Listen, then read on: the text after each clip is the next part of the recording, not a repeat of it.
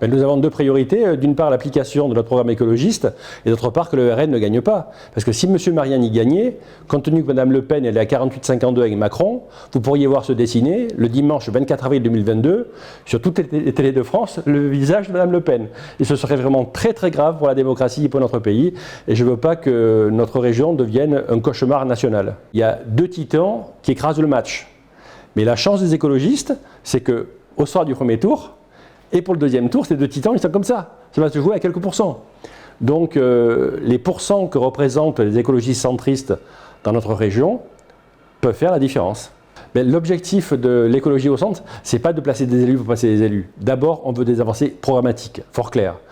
Les systèmes d'échange locaux, l'économie circulaire, la rénovation énergétique, une délégation pour la protection animale, une assemblée régionale de citoyens tirés au sort qui va œuvrer aux côtés de celle des élus. On veut des avancées problématiques, mais évidemment, il faut des élus pour les mettre en place. Donc il faut des élus écologistes. Et les élus écologistes, ils seront issus de l'écologie au centre. Le fait est qu'on a la culture de la voiture. Alors évidemment qu'il faut développer les moyens de transport collectif conventionnels, le train, le bus, 100% d'accord. Mais le fait est que chaque jour, dans notre région, il y a plus de 2 millions de voitures qui prennent la route. Et dans ces 2 millions de voitures, il y a 1,4 passagers. Donc avec le covoiturage développé, incité, on peut faire en sorte que 50% de ces 2 millions de voitures prennent un passager, donc de passer de 1,4 à 2,4. Donc vous créez du lien social. Vous faites qu'il y a moins de bouchons, vous faites qu'il y a moins de pollution et vous faites des économies d'argent. Tout le monde y gagne. Ma mission, c'est l'écologie, mon expertise, c'est l'emploi. J'ai écrit 3 livres sur le plein emploi et j'ai reçu le trophée de l'emploi par le ministre des PME. Donc par 4 éléments, vous créez le plein emploi dans notre région. D'une part, l'économie circulaire, d'autre part, la rénovation énergétique, troisièmement, les fermes paysannes et les énergies renouvelables. Sur ces 4 éléments, vous créez le plein emploi dans notre région, et vous réduisez l'insécurité des biens et des personnes.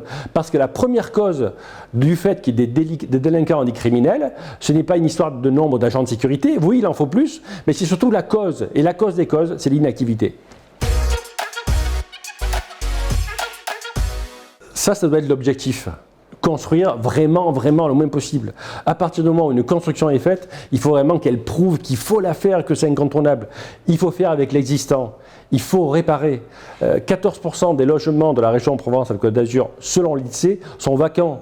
Donc c'est capital de faire avec l'existant. Il y a 1 million de mètres carrés qui ne servent à rien, monsieur. Donc construire, c'est grave. D'abord, c'est de l'argent du contribuable. Ensuite, ça prend des terres fertiles. Et quand vous construisez, il vous faut de l'eau. Et après, il faut éclairer. Donc vous dépensez encore plus d'énergie. J'informe mes amis des autres listes qu'il y a un petit problème de dérèglement climatique. On l'a observé avec la sécheresse, le gel et la tempête Alex. Donc il faut prendre notre part pour réduire ce dérèglement climatique. Et pour ce faire, il faut comprendre que construire doit être un acte exceptionnel.